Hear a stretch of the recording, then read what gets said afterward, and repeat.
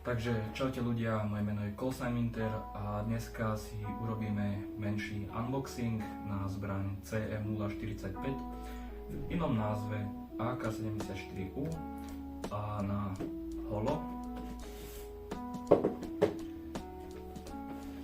Tak pustíme sa na otvorenie teda tej cimy.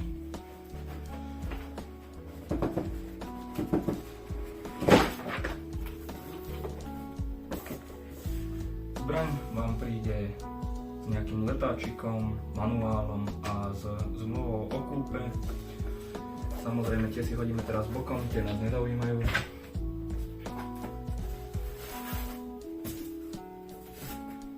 No.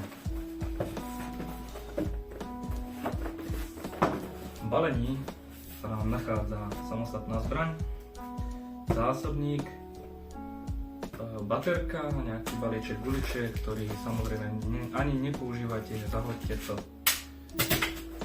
A nabíjačka. Veľa ľudí vám odporúča baterku zahodiť, ale ja vám poviem pravý opak. Oplatí sa tá baterka používať, kým funguje. Samozrejme budete chcieť isto lepšiu baterku ako 8.4, ale ak náhodou teraz nemáte budget si kúpiť baterku, tak úplne postačí. Jediné, čo by som radil vyhodiť, je nabíjačka.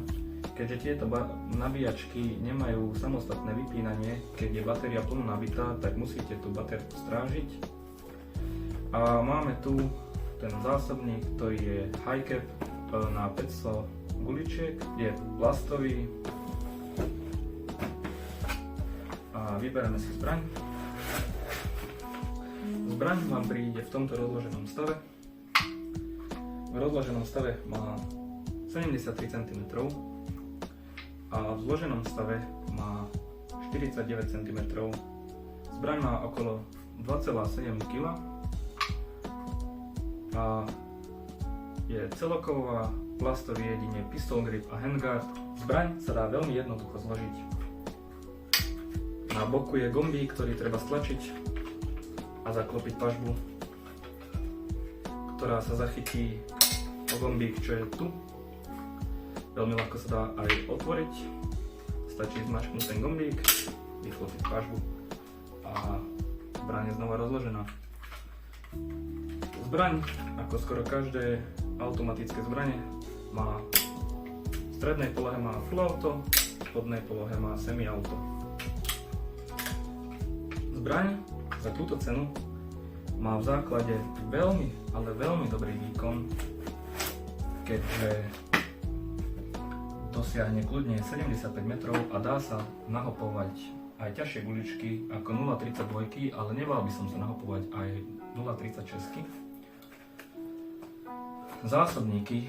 Jeden problém v zásobníkoch, ktoré prichádzajú k týmto zbraniam a samozrejme od značky Cima, sa v zbrani hegajú, čiže zle podávajú guličky. Teda odporúčam kúpiť buď nejaké zásobníky inej značky, ktoré samozrejme odskúšam a dám vám vedieť, alebo prepáskovať zásobník. Čo sa týka zbrane, to je asi všetko, čo by som vám o nej zatiaľ povedal. Zbraň otestujem na viacerých akciách, otestujem strely a dávam na ňu recenziu, že ako funguje po nejakej dobe. Po tejto dobe natočím ďalšie videjko. Bude to streľba zo zbrane, bude to o podávaní guličiek, bude to o presnosti a zistíte o nej potrebné informácie. Zbraň odporúčam začiatočníkom, ale kľudne aj pokročilým hráčom, ale pre začiatočníkov asi najlepšia voľba, keďže tá zbraň je celkom kvalitne spracovaná a za tú cenu 160 € asi najlepší výber, ktorý ja môžem poradiť. Zbraň mi došla len dneska, ale zatiaľ som so zbraňou veľmi spokojný a dám vám ešte vedieť. Takže pustíme sa na to holo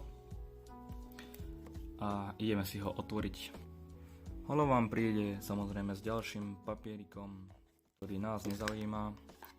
Holo som si už dopredu otvoril, aby som sa s ním nemusel toľko babrať. Na holo som si dal už aj kryt, aby mi neprestrelili sklo. Holo sa nastavuje tuto z boku a zapína sa tuto vzadu. Holo ma vyšlo okolo tých 49 eur, myslím, že celkom dobrá cena. Je to holo v strednej veľkosti, keďže to AKčko je samostatne malinké. Na toto holo písali, že by malo dojsť bez bateriek, čo ma celkom prekvapilo, lebo došlo nakoniec s baterkami. Aby ste si nastavili toto holo na AKčko, tak potrebujete montáž, alebo lištu teda, ktorú ešte samozrejme ja nemám, dojde mi až budúci týždeň. A potom vám ukážem, jak to vyzerá, keď je to holo na tej zbrani. To by bolo na dnes asi všetko. Ďakujem za zhliadnutie a budem rád za každý feedback, za like a za každý koment, aj keď je to kritika, tak budem rád, keď mi napíšete, čo by ste radi videli, alebo čo by ste radi zlepšili vo videu. Vidíme sa v ďalšom videu a zatiaľ čaute.